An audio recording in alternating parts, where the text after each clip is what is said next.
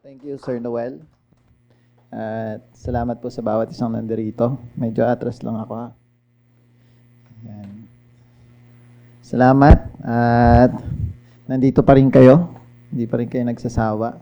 Pati sa mga online viewers, sa mga nanonood sa live. Salamat sa inyo. At last 2 weeks, dahil ako po ay ang nag-talk, napakaganda ng mga topics namin. Success, tsaka purpose. So we study about that.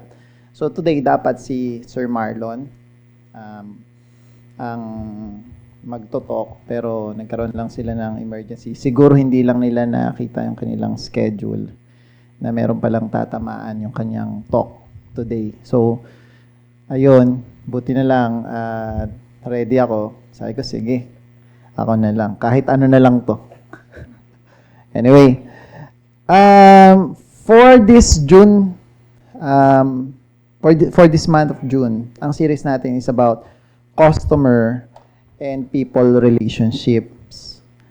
So, for today's topic, we're going to talk about people buy experience more than products.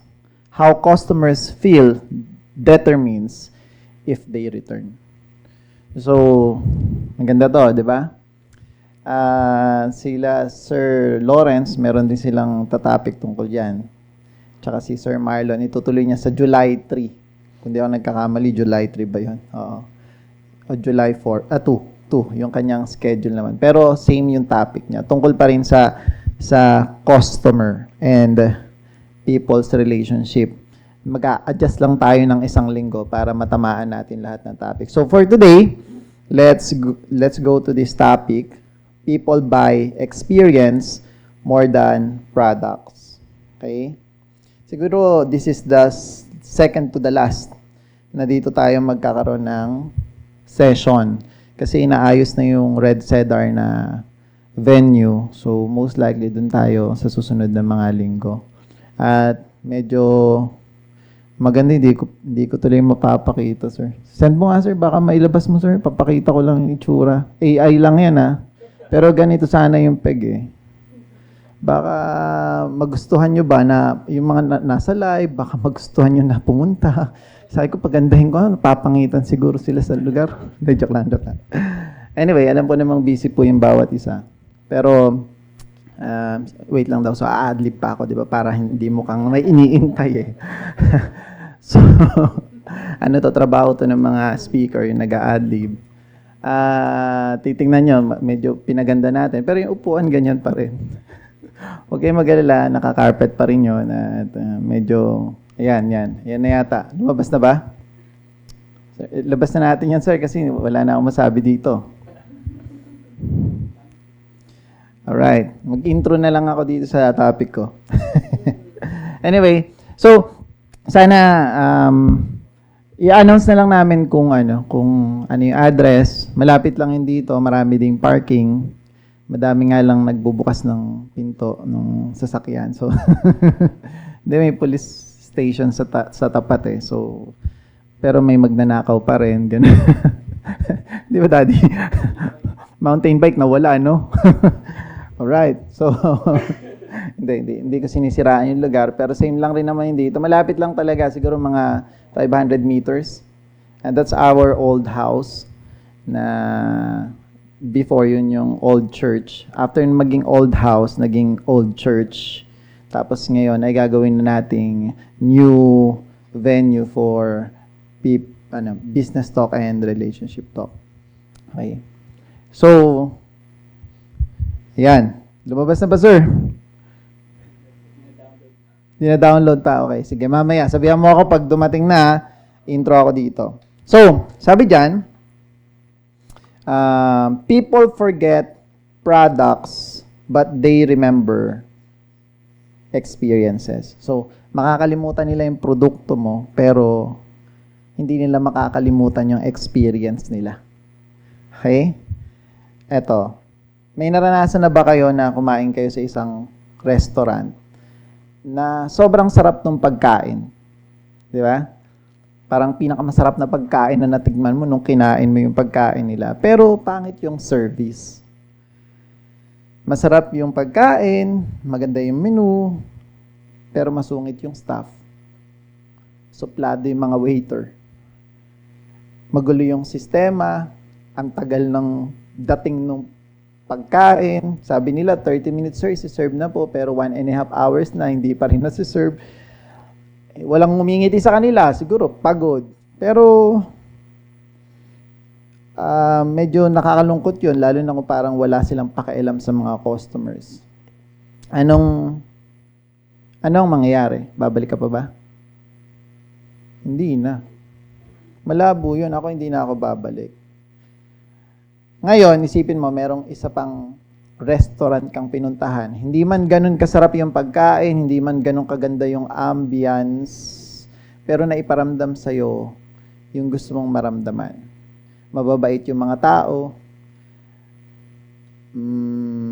masaya kang tinanggap, pinapahalagahan ka, tapos lahat ng taas ng kamay mo, nandyan agad yung waiter. Most likely, baka lagi kang babalik. Okay? Dahil mas matagal tandaan ng tao kung paano mo sila binibigyan ng care. Kung ano yung pinaparamdam mo sa kanila, mas hindi nila nakakalimutan kaysa dun sa masarap na produkto. Kahit masarap yung produkto, tama sir? Tapos hindi, maganda yung serbisyo, hindi ka na babalik. Sayang dun, sarap sana ng pagkain nila. No? Kaso sablay yung restaurant eh.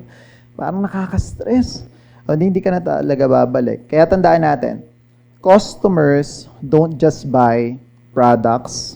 They buy the experience, the service, the feeling that comes with it. At kapag maganda ang pakiramdam nila sa negosyo na meron ka, babalik sila. Ito pa yung pinakamaganda. Mag-recommend sila. Okay? Okay, so ito na daw yung picture. Alright, ano natin? Labas natin. Yan!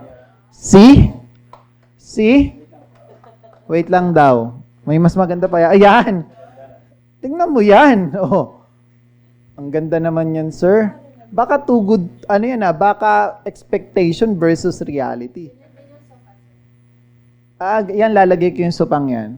Meron kayong ganyan? Kukunin ko sana. Pang nails ba yan? Oh. Meron kang ganyan? Meron ka? Pwede mo donate. Hindi, joke lang. Peace. Hindi, meron naman. Meron tayo niyan. May mapoprovide tayo niyan. Tayo. Ayan, di ba? Ganda? Oo. So, ano pang hinihintay nyo, mga nasa online? Iingitin namin kayo. Mas masarap na yung pagkain dyan kasi mas mahaba yung noodles dun sa pansit. Sige po, okay. Ganda. So, sige. Let's go back.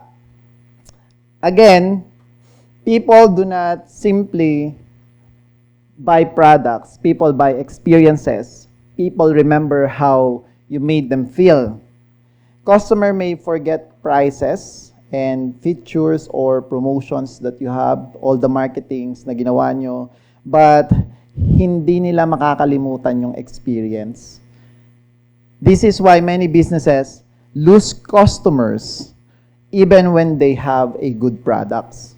Ang reason, product attracts customers.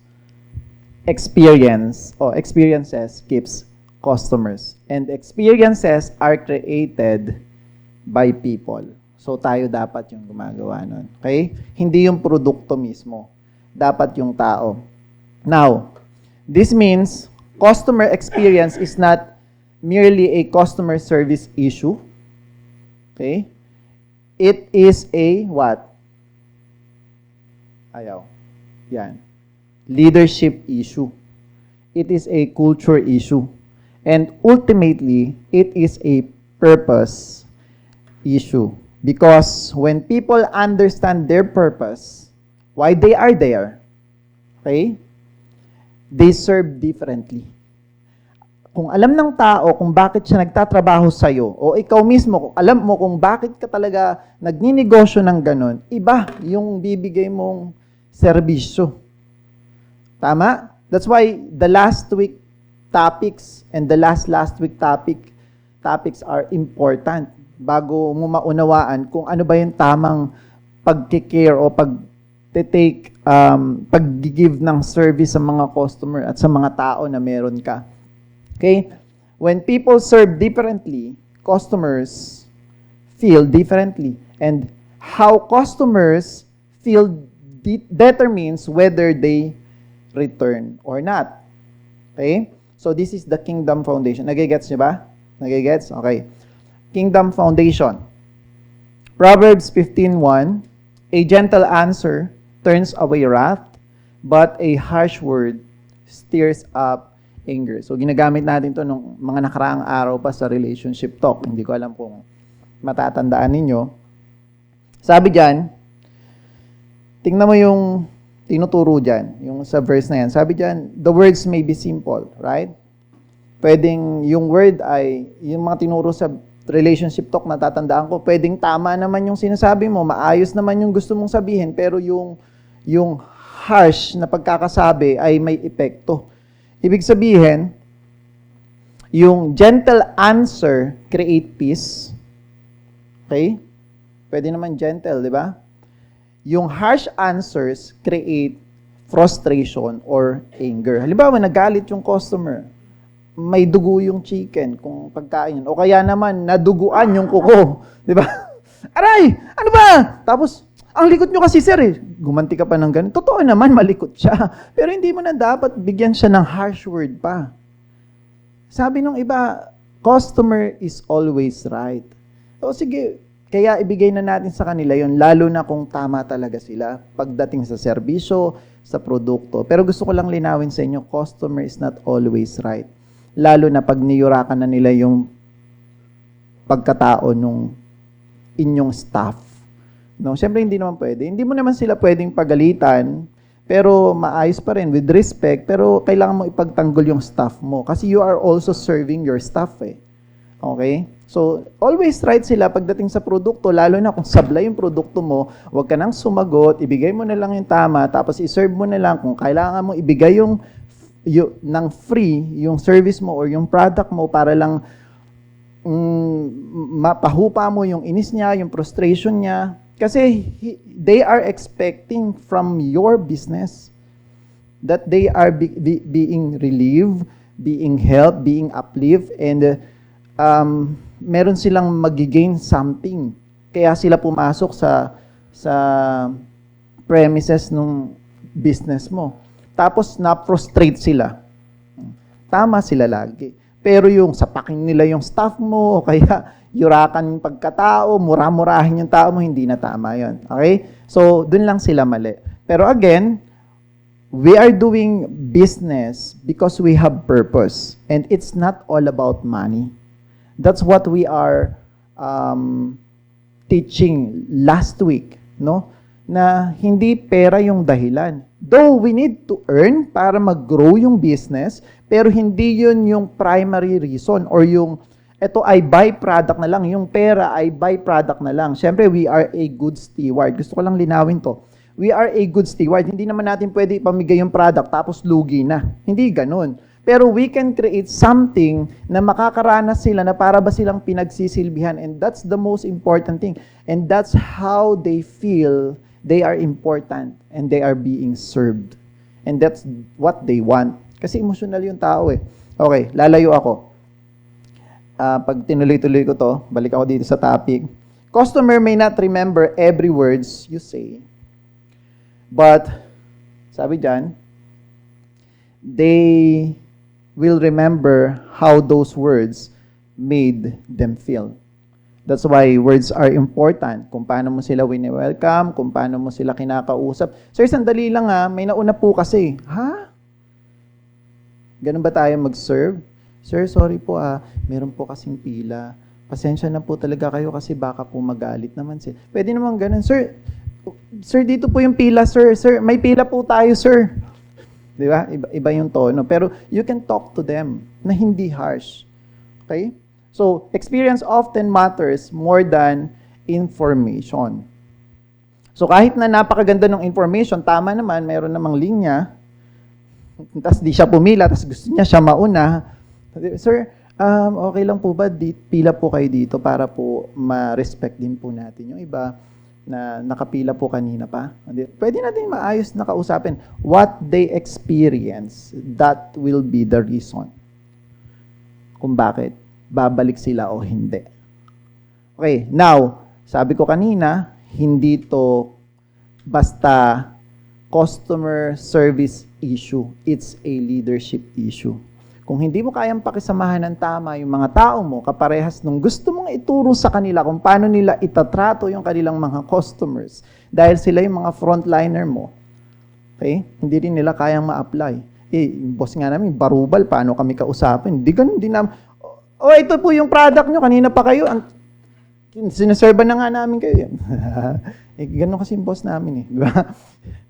Ito na yung sweldo nyo. Mga nagmamadali kayo, bali kayo ng bali. Gusto na Anyway, gusto ko lang naman i-emphasize yung sinabi ko kanina. Sabi diyan sa Colossians 3:23 to 24. Oops. Sorry. Yan. Whatever you do, work at it with all your heart as working for the Lord, not for human masters, since you know that you will receive an inheritance from the Lord as a reward. It is the Lord Christ you are serving. Yeah, so it's sobrang napakagandang verse na hindi natin ginagawa yung mga bagay para sa tao. Ginagawa natin to para sa Diyos. Ngayon, meron lang misinterpretation na kaya we are not pleasing people, we are pleasing God. Kaya naman kahit na pabayaan mo na yung trabaho mo, inutusan kang, halimbawa sa mga may Sunday, okay? May Sunday na trabaho. Ha? Hindi ka pinayagan ng boss mo na mag-off. Don't get me wrong, gusto ko lang i-explain to. Hindi ka pinayagan mag-off, magkaroon ng off every Sunday. Ang gagawin mo, nagsinungaling ka. Nung bata ako, sabi ko may pasok ako. Kasi working student ako eh. Nag-work ako sa Jollibee, tapos hindi ako pinapayagan na magkaroon ng off ng Sunday. Nagkunwari akong nag-aaral. Ang reason ko, I am serving the Lord, not the people. So, what do you think? I am serving the Lord or not? So sometimes we do that. Halimbawa merong halimbawa kasambahay, 'di ba? Gusto ko talagang mag-church. Kaso pinag-aalaga ako. Ngayon, nag-day off ka kahit hindi ka pinayagan. Sumagot ka ngayon sa boss mo. Bakit mo pinabayaan yung anak ko? Sabi ko, huwag kang mag-day off kasi wala yung alaga pag Sunday. Ma'am, mas mahalaga po yung Diyos kaysa sa inyo. Kasi you are serving the Lord eh. No. We need to understand na ang tinuturo ng Diyos ay service. Hindi lang sa Kanya, ginagawa mo yung service sa ibang tao para sa Kanya. You get the point? So, when you do your job, excellently, diligently. When you do your business excellently and diligently, you are doing that for the Lord. When you give your service to the people, kasi merong inutos sa iyo, you use your gift to serve other people. Yun yung inutos ni Lord. So, lahat ng gagawin mo, it is the Lord Christ you are serving. Hindi sa tao.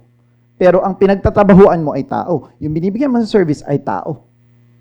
Tama? Yung negosyo mo ay para sa tao, para matulungan sila. Pero kung ano daw yung ginagawa mo sa sisters or brothers mo, ay ginagawa mo sa akin. Yun yung sabi ni Lord. When you serve people, when you respect them and honor them and make them feel that they are important and being honored and being served, You are doing that for the Lord. I want you to understand that. Tapos na tayo. Yun nga kasi yung sasabihin ko eh. Hindi. I want you to know that. That's why you need to understand it para kung paano mo tratuhin yung mga tao mo na ipapakita mo na you are serving them. At most likely, ganun din yung paparamdam nila sa mga customer. Yung boss nga namin, grabe kaming pagsilbihan. Ito na lang yung maibibigay namin sa kanya pabalik. Kasi hindi naman namin siya kayang pasweldo. Siya nga nagpapasweldo sa amin. Yung gawin ko na lang ng tama yung trabaho ko, kung paano niya ako binilinan, kung paano ko alagaan yung mga customer niya. Sinasabi niya, mahalaga sila sa atin. Sila yung dahilan kung bakit may trabaho tayo. Sila yung dahilan kung bakit tayo lumalamon. Kaya pagsilbihan natin yung mga customer. O yun yung sabi ng boss ko eh.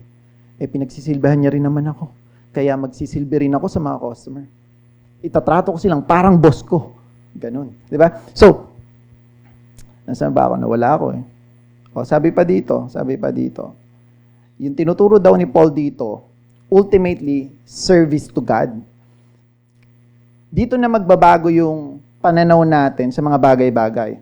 Sabi dito, when employees work only for money, kasi yan yung nakikita nila sa iyo bilang leader, kaya ka nagtayo ng negosyo dahil pera-pera lang, kung sigaw-sigawan mo sila dahil hindi sila nakakakota, para bang hindi na sila tao, kasi wala silang benta, okay? Kung paano mo sila nililid, ang pinapakita mo ay mahalaga sa iyo yung pera kaysa sa kanila, ganun din nila itatrato yung mga customers nyo.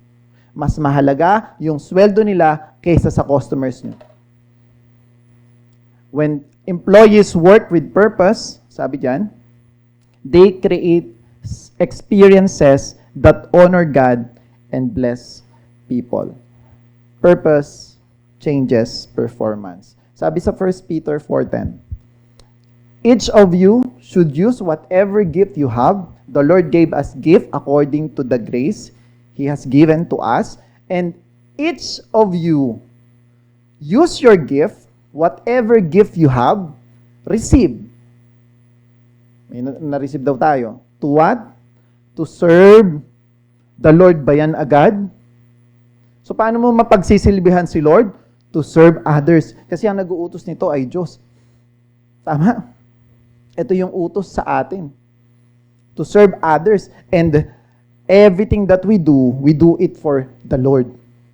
To serve others is to honoring the Lord and to serve the Lord. Kasi you cannot do something for Him. Sa Kanya lahat eh. Tama? Kahit wala tayo, Diyos na siya eh. So ano pa magagawa mo? Sabi niya, sinasabi mo mahal mo ako. Sinungaling ka. Kung hindi mo kayang mahalin yung kapwa mo na nakikita mo. Tama? So, as faithful stewards of God's grace in its various form. So, notice the gift were given for service. And service creates experiences.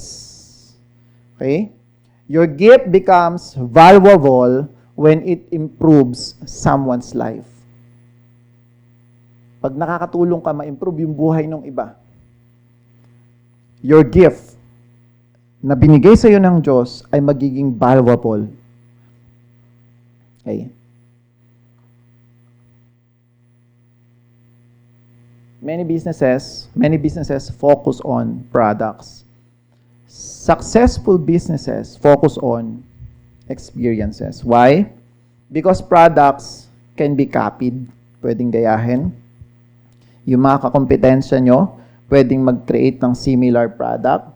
Yung mga kakompetensya nyo, pwedeng mag-offer ng lower prices.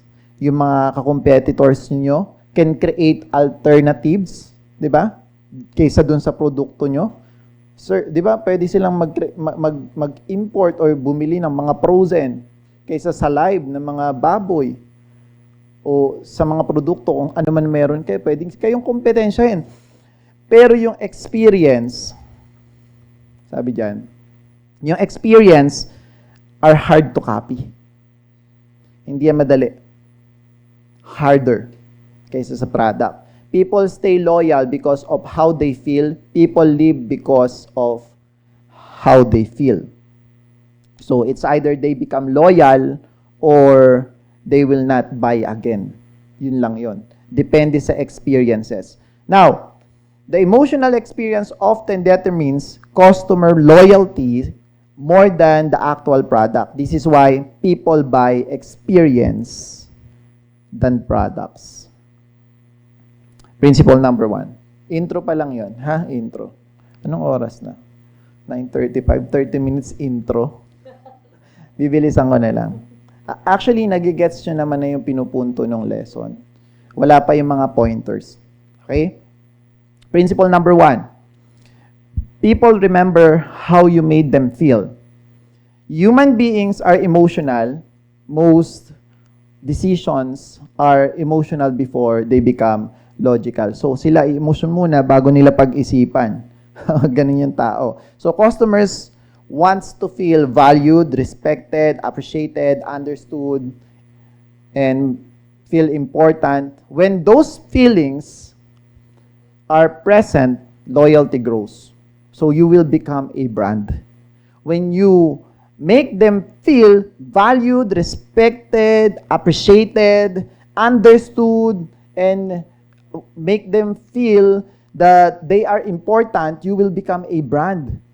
Hindi mo na sila kailangan sabihin bumalik pa sila. Kasi babalik talaga sila kahit na ayaw mo pa.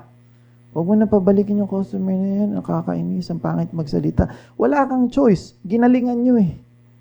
Di ba? Hindi mo siya pwede ipagtabuyan kasi sabihin niya, gusto ko sa inyo pakialam mo ba?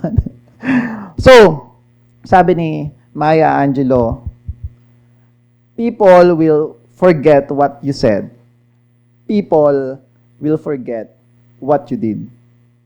But people will never forget how you made them feel. So, makakalimutan nila kung ano yung ginawa mo, makakalimutan nila kung ano yung sinabi mo, pero hindi nila makakalimutan yung pakiramdam. Maaaring hindi to Bible verse, pero perfect to para i-illustrate yung pini-explain ko kanina pa. Okay? Sabi sa Kingdom Principle, people remember experiences. Okay? Kaya nga, yung mga tao, nagpa-follow kay Jesus Christ nung siya ay nag-ministry. Di ba? Nung 3.5 years na ministry niya dito sa lupa, sumusunod sa kanya yung mga tao kasi people remember experiences. At may na-experience silang something sa pagsama kay Kristo. Anyway, sabi diyan sa Philippians 2:3-4, do nothing out of selfish ambition or vain conceit, rather, in humility, value others above yourself or yourselves. Do nothing out of selfish ambition. Huwag ka daw gumawa ng yung pang-selfish, pang-sarili lang na ambisyon. Huwag mo masyadong isipin na mas mataas ka kaysa sa iba. Sabi diyan, rather, dapat merong humility na i-value mo yung iba. Kasi isipin mong mas mahalaga at mas importante, mas mataas sila kaysa sa'yo. Yan sinasabi dyan. Ang hirap naman itong utos. Next. Mahirap yan eh. Diba? Tuloy natin. Not looking to your own interest, but each of you to the interest of the others.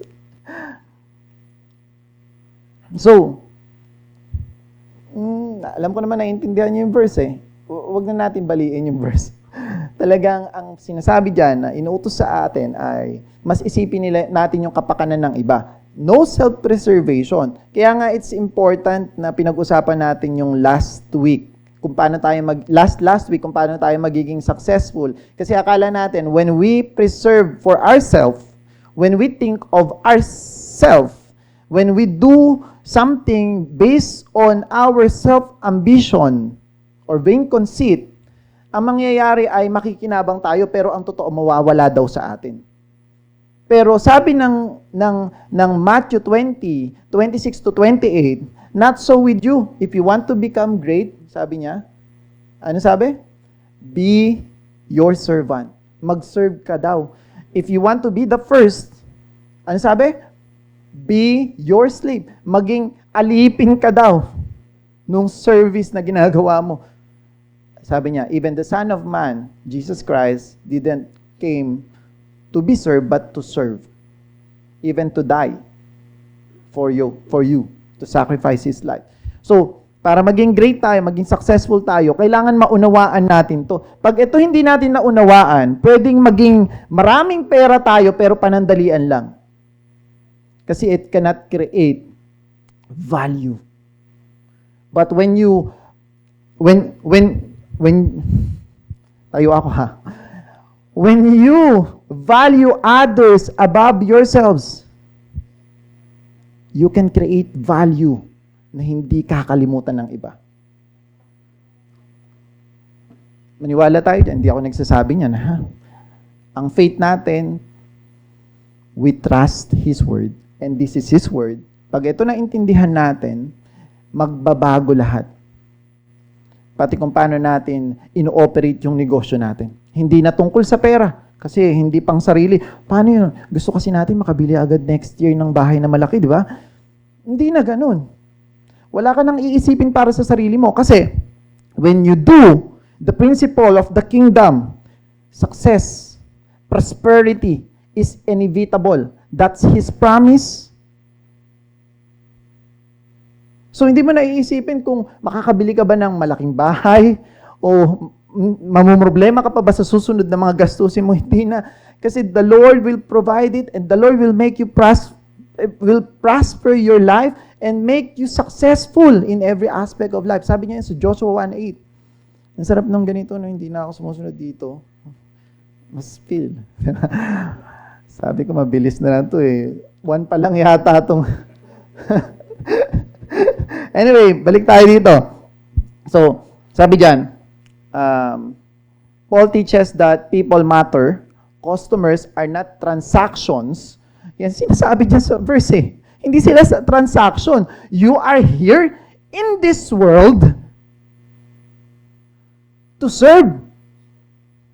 That's why they are not transactions. Huwag mong tingnan yung mga tao, uy, customer, kita, lahat kayo kita. Pag nakakita ka ng tao, tingin mo, pera na eh. Hindi ganun yung pagninegosyo. Ang sabi ni Paul, mahalaga sila kaysa sa'yo. Pagsisilbihan mo sila, hindi sinasabi ni Kristo eh. Customers are people. Others.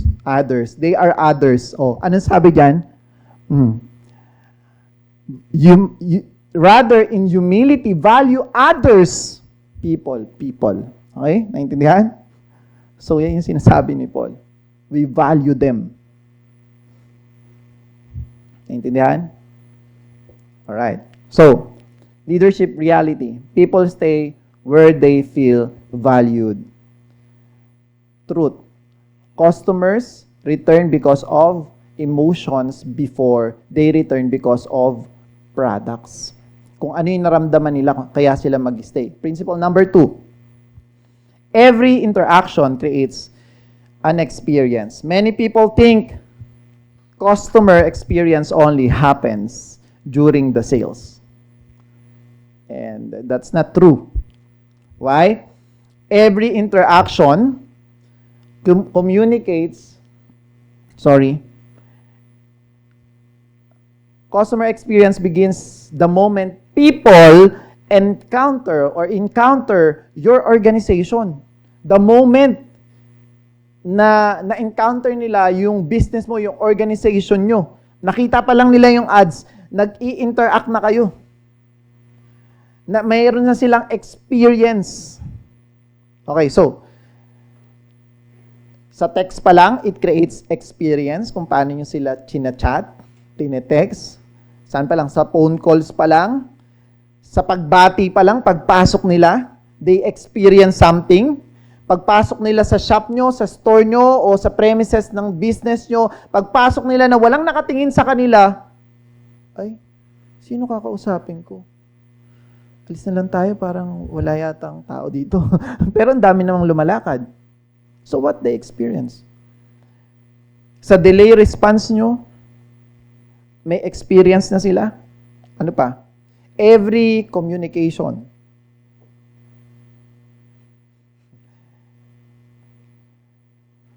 Proverbs 18:20, sabi dito, the tongue has the power of life and death, and those who love it will eat its fruit. Madalas din itong ginagamit sa relationship talk.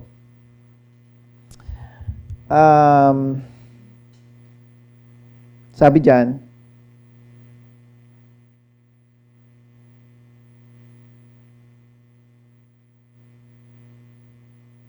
Proverbs, yan. Words are carry power. Merong power yung tongue. Kaya, grabe nga yung mga lalaki nga dito, di ba, na bola natin yung mga babae.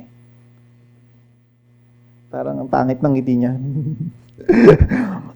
May power yung tongue. Kaya it's important, pagdating sa experience, it's important, tandaan nyo yan. Kung ano yung binibitawan ng mga staff ninyo, kung yan, hindi nyo lalagyan ng sistema na para bang ma-experience ng mga tao. That's why it's important yung standard operating procedure. Kahit na sa pinakamababang level ng manpower, important na may sistema kung ano yung sinasabi nila kasi dun ma-experience ng mga customer kasi may power yung salita. Words create emotional experiences. A careless comment can destroy trust. A careless words can destroy trust. A kind word can strengthen loyalty. Okay? Yun, life and death. Isipin mo na lang, kaya ring makapatay niyan. I-chismis mo lang ang kapitbahay mo na papatayin na siya nung chinismisan mo pag mali yung informasyon na binigay mo. So, ganun yung kapangyarihan ng salita. Kaya, important na magamit natin yan. Okay?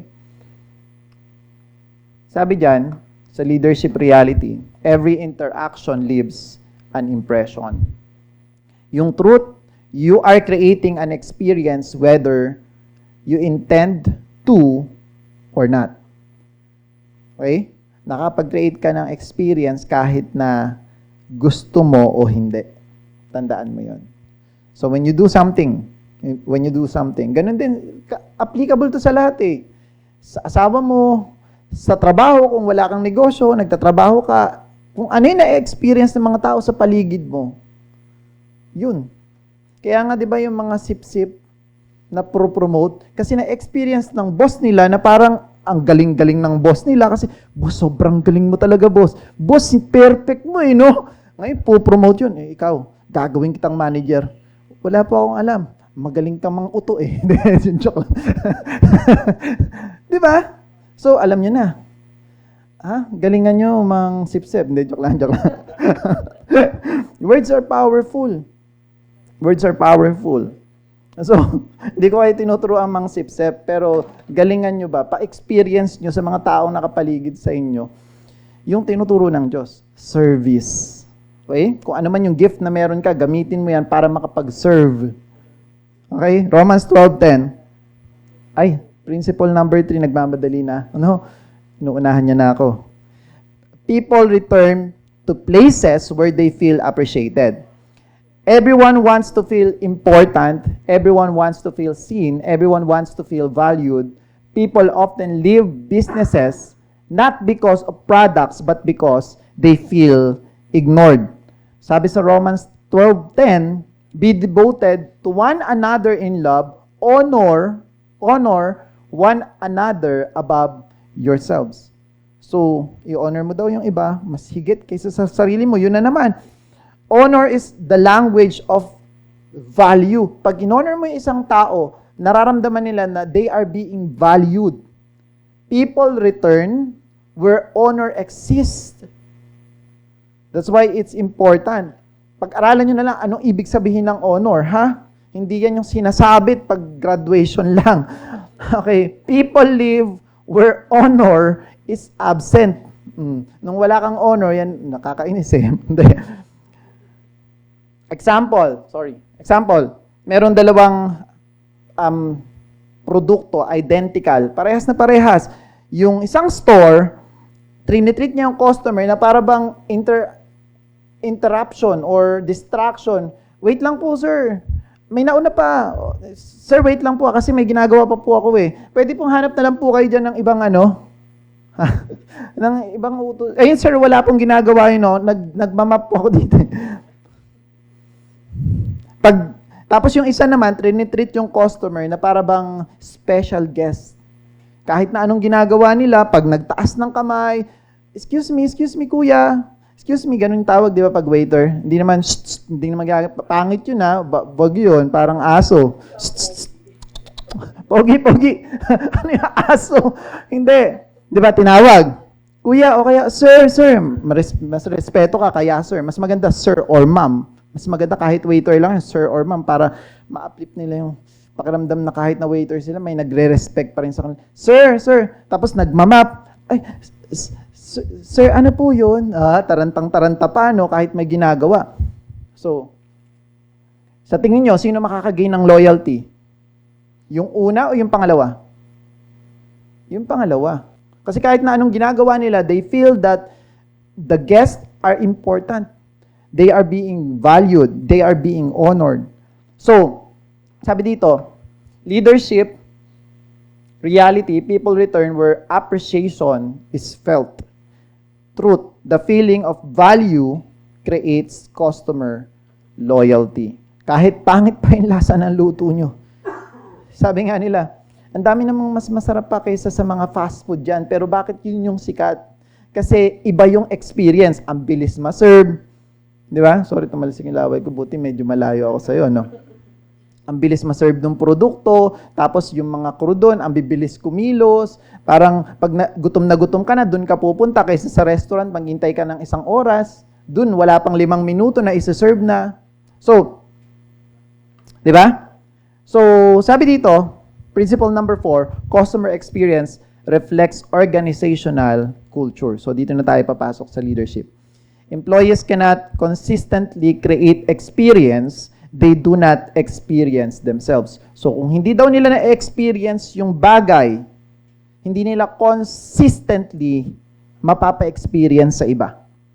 Okay? Nagets nyo ba? So, kaya kailangan kayo mismo sa leadership ninyo, mula sa iyo, papunta sa mga officers mo, papunta sa mga managers nyo, papunta sa mga supervisors, dapat ma-experience nyo sa kanila yung gusto nyo mapa-experience sa mga customer hanggang sa baba, dun sa mga frontliner. Okay? So, if employee feels valued, they often value customer. If they feel respected, ganun din yung gagawin nila. If they feel appreciated, i-appreciate din nila yung mga customer.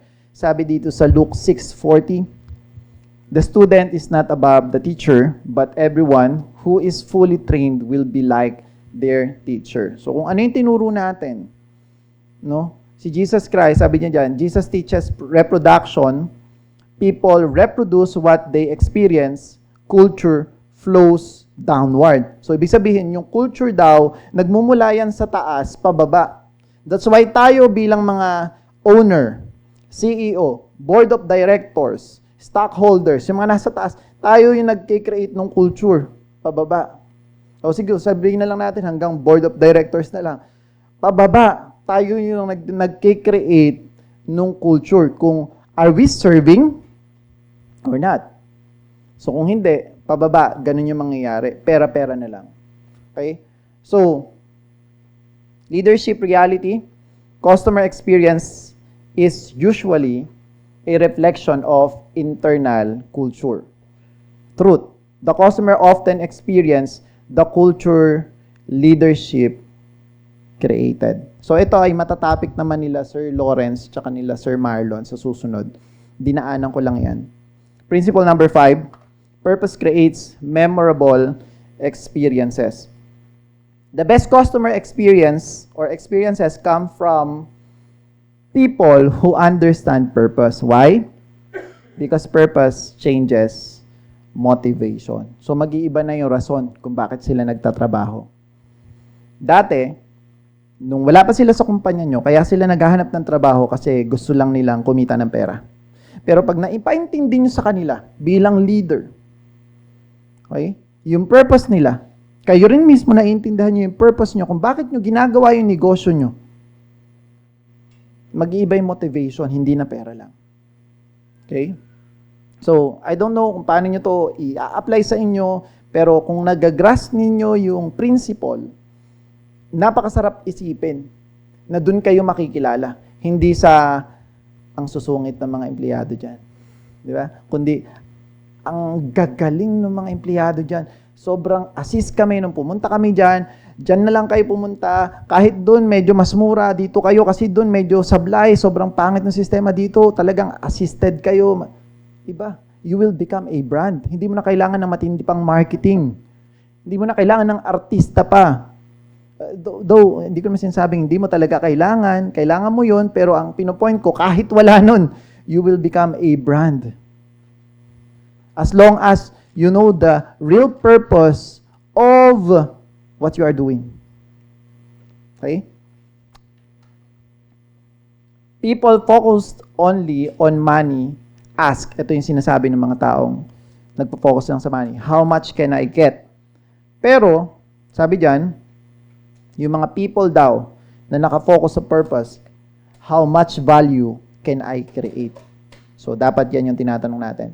Ephesians 2:10, for we are God's handiwork created in Jesus, or Christ Jesus, to do good works which God prepared in advance for us to do. God created people for good works. So, yun yung sabi dun sa verse, create daw tayo ni God, parang masterpiece niya, sabi doon.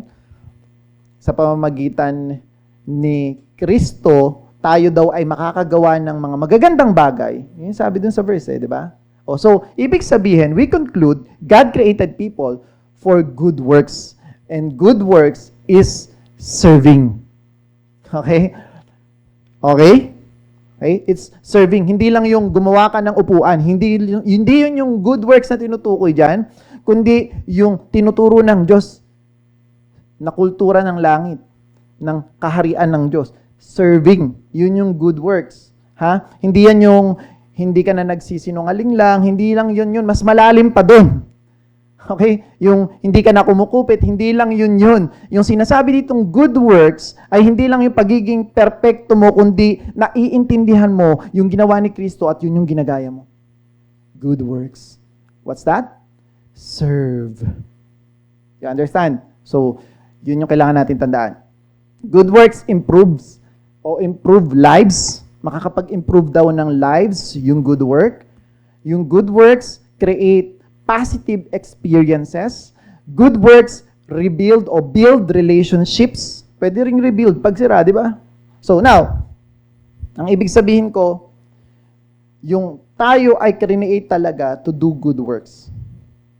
Kaya dapat ganin yung gawin natin sa negosyo natin. Matthew 5:16, in the same way, let your light shine before others, that they may see your good deeds and glorify your Father in heaven. What's your good deeds? Serve.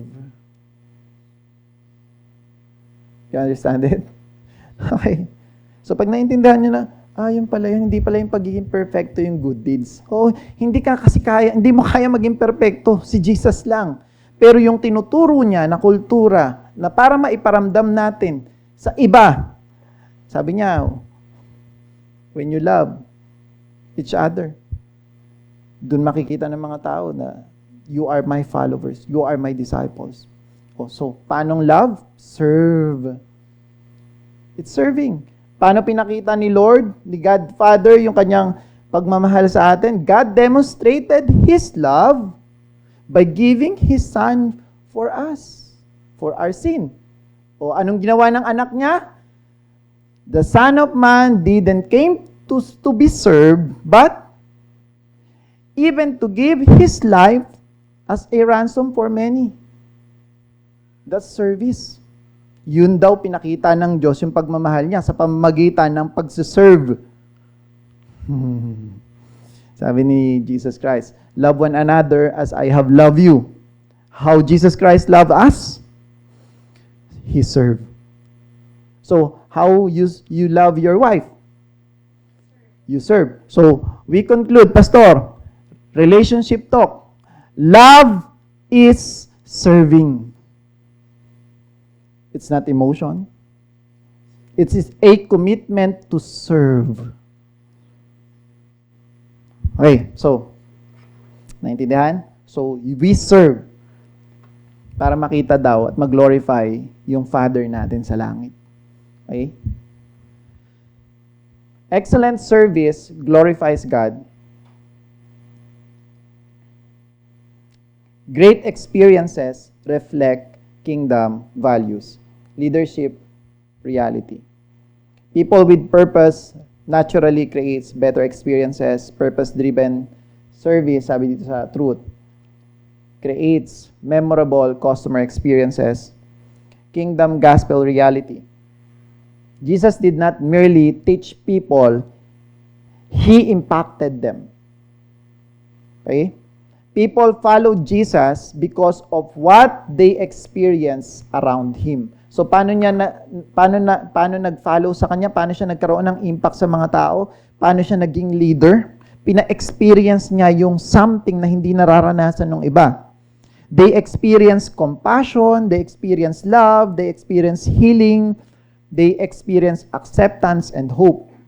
Jesus created life-changing experience. Now, ask yourself, sa mga nanonood sa online, you ask yourself, is your business changing lives? From good to better?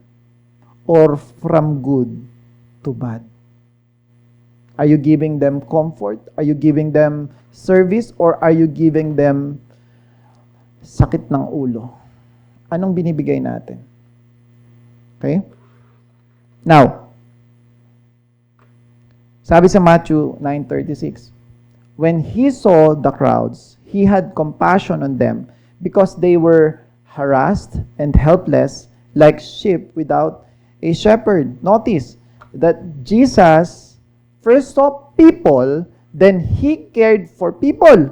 Nagkaroon daw siya ng compassion, yun sabi sa Matthew 9:36. Then He served people. People felt love before they received instruction. Naramdaman nilang mahal sila ng Diyos. Nag-serve sa kanila si Kristo, tapos tsaka sila sumunod. Okay? Eto, connection sa purpose. Yung topic natin last week. Purpose answers why. Yan yung sabi natin last week. Gives answers how. Okay. Purpose answers why. Kung bakit ka nandito. Gives o give answers how. Kung paano mo daw gagawin yung purpose mo sa pamamagitan ng gift na meron ka. Experience answers, what do people feel when they encounter you or your business? Naintindihan? Talaga bang na-serve mo yung purpose mo? Or not? Okay. So, many people have gifts, many people have products, many people have skills, but the question is, what experience are people having because of you?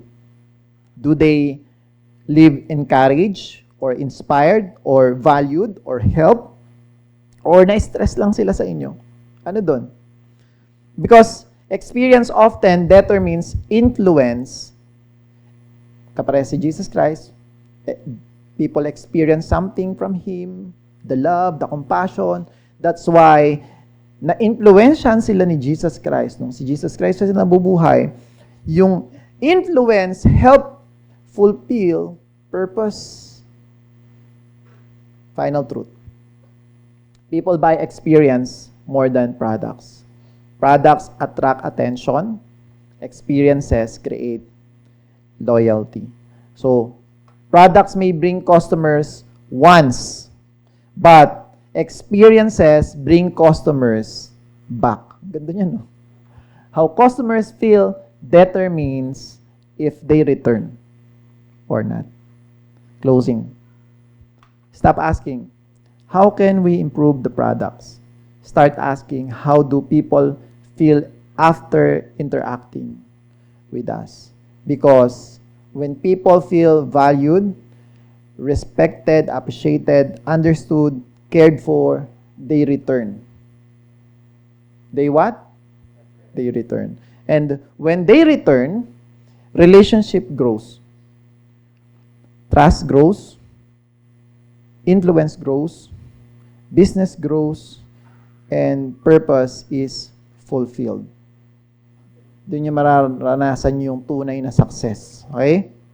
So, marami pa akong gusto sabihin eh. The experience is bigger than customer service. It's not just customer service lang. Ha? Experience, daddy, gustong bumak out yata ito sa talk niya eh. Anyway, the experience is bigger than customer service. Yung customer service, hindi lang yun yung experience na tinutukoy natin ngayon. Yan yung dapat yung tandaan. Ibig sabihin kahit na mga less direct contact or less direct interaction, yung mga negosyo nyo kapare sa online, di ba? How you chat, how you respond, may experience pa rin doon. Kahit na walang actual interaction, lahat yan ay may experience. Kahit pa yung website nyo ay automatic nakaka-order na sila without them, di ba? Without them without having interaction sa mga sales representative nyo, nakaka-order na sila. Kung gaano kabilis dumating yung produkto nyo, kung gaano kaganda yung serbisyo nyo pag may problema, that's how they experience something. O kaya, applicable to sa lahat. At tayo pa rin talaga yung dapat na mag-execute nito kasi tayo yung inuutusang mag-serve. Okay? Let's declare this. 1, 2, 3, go. Today, I declare that I will serve people with excellence. Pwede natin ulitin? 1, 2, 3, go. Today, I declare that I will serve people with excellence. I will create positive experiences. I will value people. I will honor people. I will use my gifts to serve others. I will fulfill my God-given purpose. I reject selfish service. I reject careless attitudes. I reject treating people like transactions. I will create experiences that reflect God's love. People will feel valued because I will value them. People will feel appreciated because I will appreciate them. People will experience excellence because I will pursue excellence. My service will create impact. My leadership will create loyalty. My purpose will bless people. In Jesus' name, amen. Thank you sa time nyo. God bless.